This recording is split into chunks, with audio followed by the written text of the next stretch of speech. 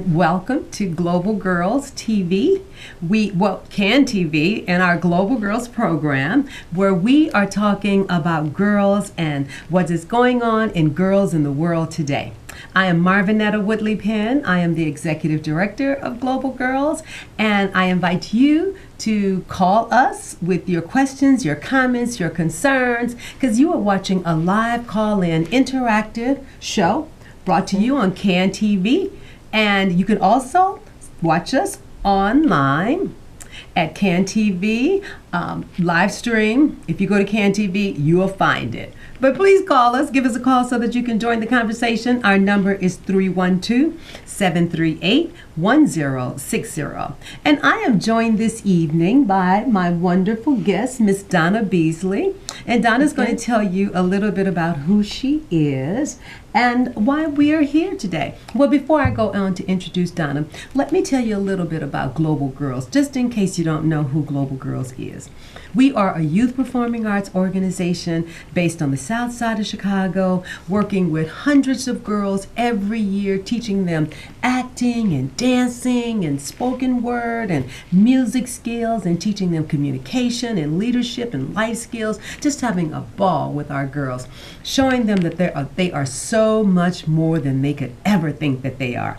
And just in case you might like to find out more information about Global Girls, I'm going to go ahead and give you our website and information. So I am going to show you where we are right about now. Let me just straighten that out just a little bit.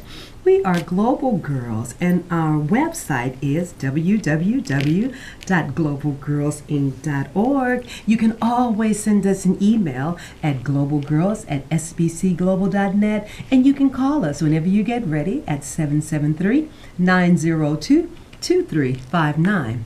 But right now, I want you to join the conversation. So if there's something that you hear, a comment you'd like to make, a question, a follow-up for something that you don't quite understand, by all means, give us a call so that you can join the conversation. Because after all, it's not a ball if you don't call. And the number again is 312-738-1060. So I've told you a little bit about Global Girls, and I'd like to introduce my guest who is going to talk about our topic for the night, which is the power of words. Oh my goodness, what a subject we have here. And this is the lady with the words. So Donna, go ahead and talk about words tonight. Well, good evening, everyone. It's always a joy to be here, and just want to talk about how words can really impact how you work with youth, how you work with your children. I am a entrepreneur, an author, a publisher, and so I'm dealing with words every day. And you know, it's not just the written word, but also in conversation. You know, we've gotten to be such an instantaneous world, and we're texting and we're sending stuff, and sometimes we forget how important it is to have a conversation with your children. And that's really what I want to talk about today, the power of words. You know, just a conversation. You know, I was in a restaurant, and I saw a family together, and they were sitting, everybody had a cell phone. Everyone was on his or her cell phone, and there was a child. The child was so antsy. She was in the chair. She was falling out of the chair. She was falling on the floor. And I was like, you know what? I told them before I left, I'm sorry, but I just have to say this. Talk to your child. Your child is begging for attention, and this is a teachable moment. You are in a public place. You're out to have a nice time with the family in a setting where conversation should be normal. There was no conversation. I think it's a lost art, Donna. What do you think about that? Well, it certainly appears to be going that way, and it's not just around the restaurants. I mean, I've been in cars with friends, and they're on their phone the whole time, never saying one word, you know, to anybody else in the car. Indeed. You know, and I think people forget how important it is, particularly with children and with girls, because it's when we do talk to children so often, we're talking down to them, or we're talking at them, or we're telling them what to do. We don't stop to listen to what they have to say. And, you know, and words can be so powerful. Powerful, Because- yes. And not just we may be losing the art of conversation, but we're also losing the art of writing. You know, they don't even teach penmanship in school anymore. My high school students say, I said, sign your name for your check. Because we have a program that pays the young people to act and dance and sing and everything. And I said, sign your name. And this young man proceeded to print his name. I says, what is going on? You're 16 years old. They didn't teach us cursive. They don't teach cursive anymore.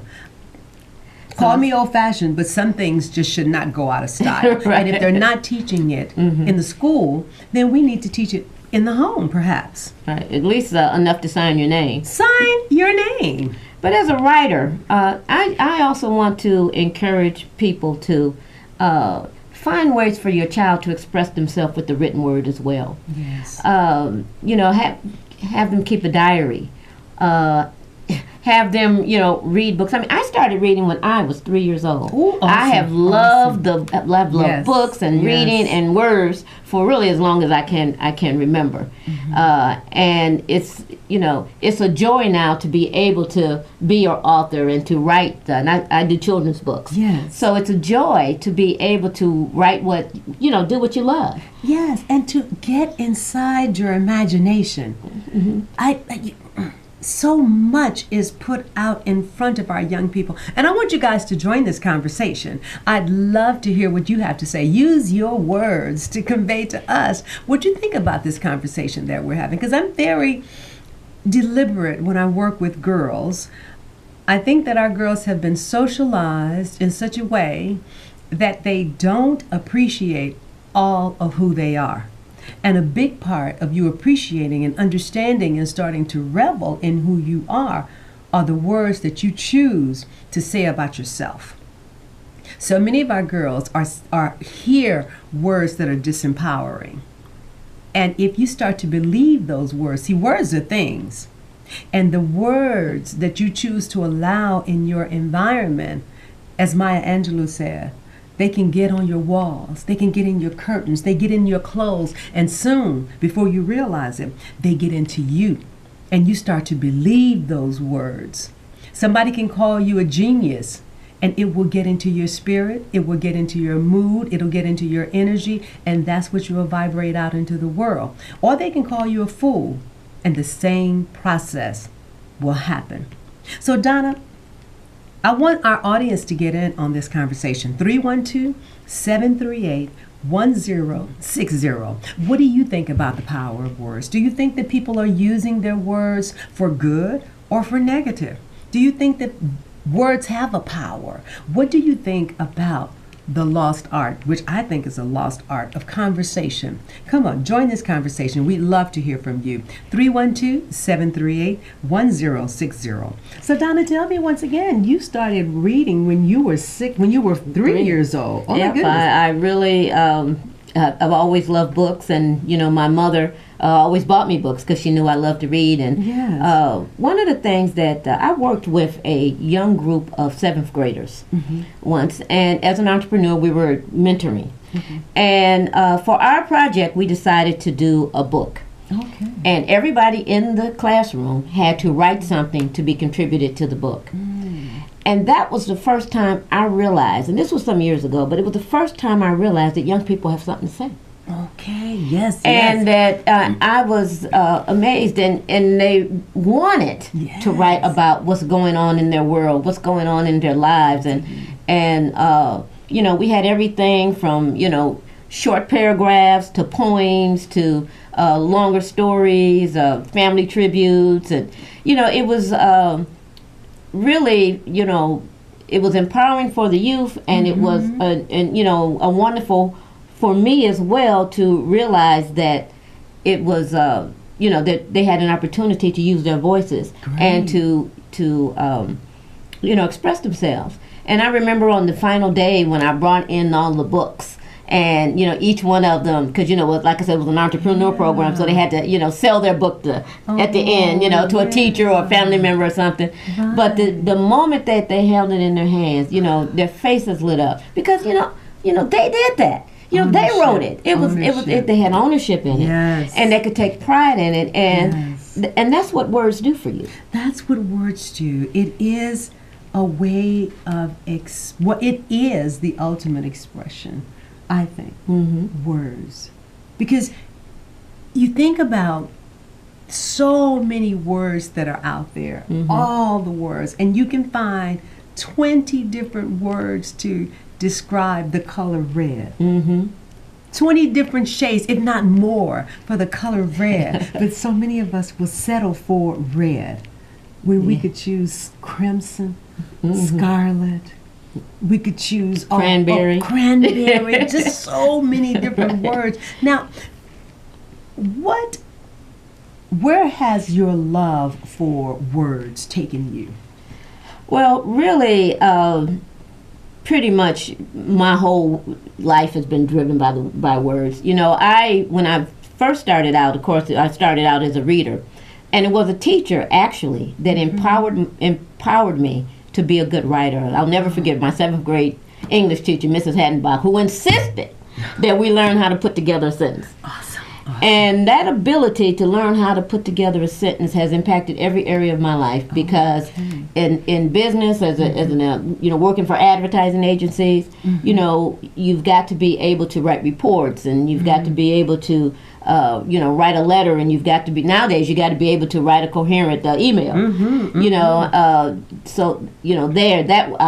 I've published magazines before, and I've written articles, and so I mean, just really, it has brought me a tremendous amount of joy as well, because I've also been an author, and there's nothing more satisfying than the day your book comes, you know. Oh, yes, I can imagine. I look forward to that day. Yeah. I truly, truly do. I think everybody feels that we all have a book inside of them, and we just need to get that book out. And I see that we have a caller, and I am going to find the button for the call. Go ahead, caller. You're on the air.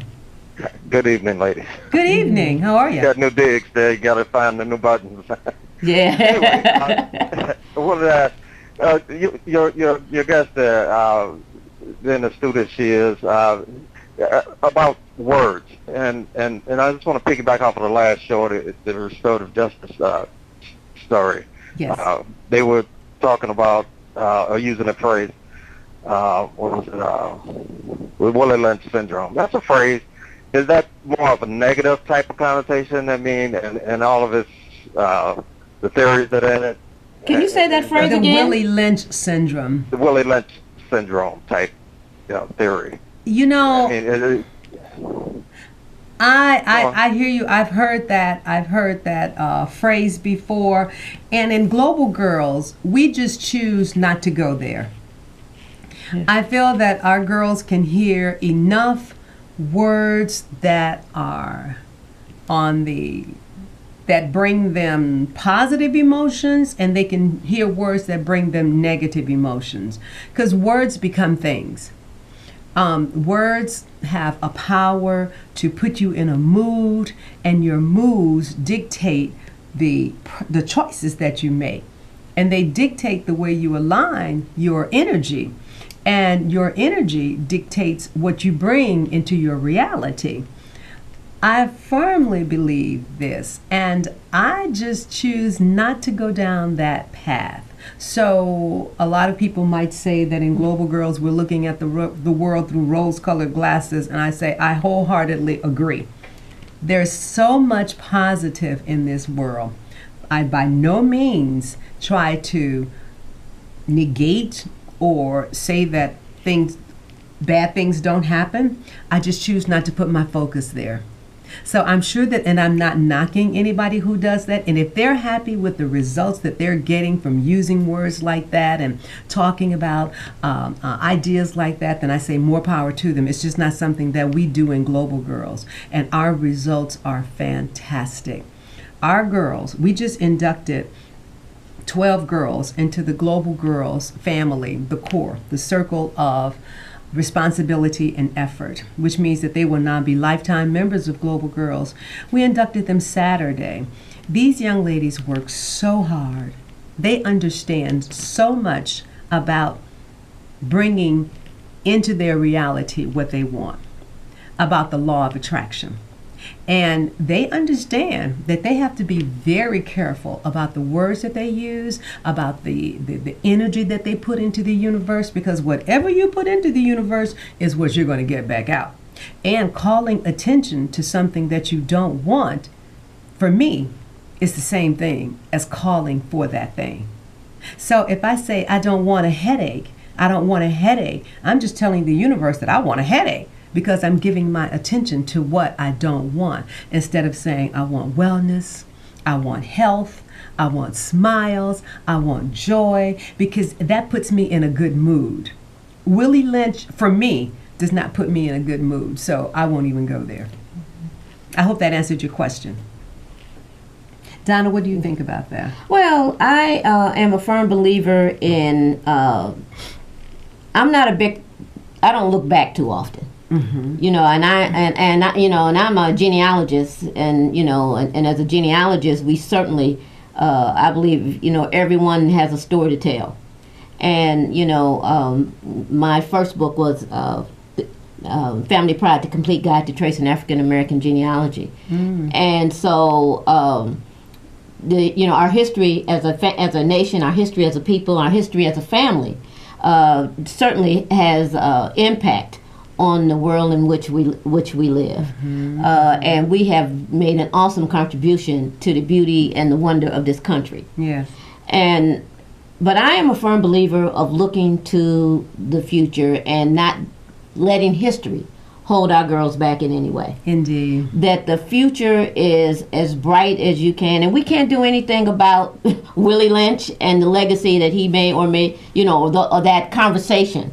Yeah. May have led. What we can do something about for the girls in the community today is, again, focus their attention on what they can be, the beauty of what's going on. If you only focus on, because there's so much going on that you could really focus in on the negative. And I'm not going to do that. Right. And we have to be trained, I think. Yes, trained, indeed. To look at the positive and to work towards, positive solutions on things we can impact today. We can't impact anything that happened with Willie Lynch. So. We can't. And I think that it does our community a disservice to constantly harp on what we don't have. I'm just not going to do it in Global Girls. For the last 16 years, we've been an organization, and I believe that we're going to go down into perpetuity as an organization, because one of the things that we focus on is the resocialization of our young people. Our young people have been told, and by well-meaning, because parents and teachers can only teach what they know, it is very difficult for someone who does not understand the power of words to create things, because words manifest. Words manifest. I'll never forget a time my son was running through the house, and I was like, stop running through the house, you're going to break my glass top table. I had just taken it off of the table. I had a wicker table back there, and I had a glass top on the table, and I had just cleaned it, and I laid it up against the another piece of furniture. I'm like, stop running through the house, you're going to break. And sure enough, he ran through the house, bumped into it, and broke. I said, oh, you're just stupid. He was crying, and he said, I am not stupid. You do not call me stupid. That's right. And I grabbed him and I hugged him and I said, you are right. You are not stupid. Now what you did, I don't appreciate what you did. But so many of our parents just do not, and our teachers. I was a teacher at one time, and I might have been guilty of this myself before I came into awareness. But once we're aware, we have to make some changes, my people. We have to make some changes. And we have to stop telling our children what they are not. One of the things that oftentimes children find themselves, for whatever reason, in the home of someone else, being raised by other relatives. And oftentimes they're verbally abused. And this happened to my cousin, who ultimately came to live with me. But one of the reasons is because he could no longer tolerate, you're nothing, your mother's nothing, just that kind of language. And if I could just add, there's so many people that still curse their children out. Yes. And they use profanity. They tell them they're not nothing, they're not going to be nothing, they're not going to amount to nothing. No, please don't tell your children that. Words have power beyond, way deeper. Words cut. A sore will heal. But the words that you use to hurt the spirit of somebody will never go away. It takes a lot of deprogramming. And then when you go to a school, and especially for girls of color, and I'm going to say it, especially for girls of color, not one girl came into this universe and said, I want to be this kind of girl, or I want to be that kind of girl. So I want to have these qualities, I want to have those qualities. So physical qualities I'm talking about for the most part. Too often in our culture, we label our girls as this or that based on how they look. And so our girls grow up with this notion that they either are or they are not. And it has nothing to do with the value of our girls. And so our girls walk around with this stigma about what they are not, simply because somebody told them that they were not. I'm asking you to really, really think about the words that you're using. Are those words designed to heal, or are they designed to hurt? Are they designed to empower, or are they designed to belittle? And hurt people hurt others. Oh, that's a powerful thought there, yes, too. Yes, hurt people hurt others. Now, I remember my mother. My mother said some things to me that were not always kind. But thankfully, I had something in me that said, you are pretty cool. Because she, on the other hand, would say, but you got talent. You got this. You got that. And so I took that and I said, I'm going to build on that. And doggone it, I'm going to like me just the way I am, Yeah. And that's what I tell my girls. Tell yourself, if nobody else is telling you some positive words, some good words, you tell yourself some good words. Yes, that reminds me of the Les Brown quote. He was, they tried to put him in the, slightly retarded class, and he had a teacher that told him one time that other people's opinion of you does not make it so. You are a wonderful person right. The way you are. Other people's opinion of you are none of your business. Yes.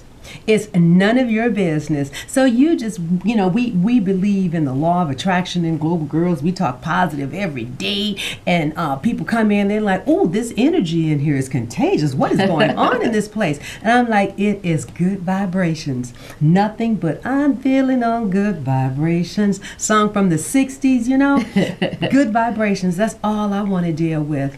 I'm not dealing with the latest news from this, the latest news from that. I will not attend an anti-violence rally. Now you have a peace rally, you have a love rally. I will be the first person in line. But I am not going to anything that is negative, because all you're doing is providing a space for more negativity to grow. We believe in the 4 agreements in Global Girls. And number 1 is be impeccable with your words. Be impeccable with your words. Do not gossip. We do not gossip.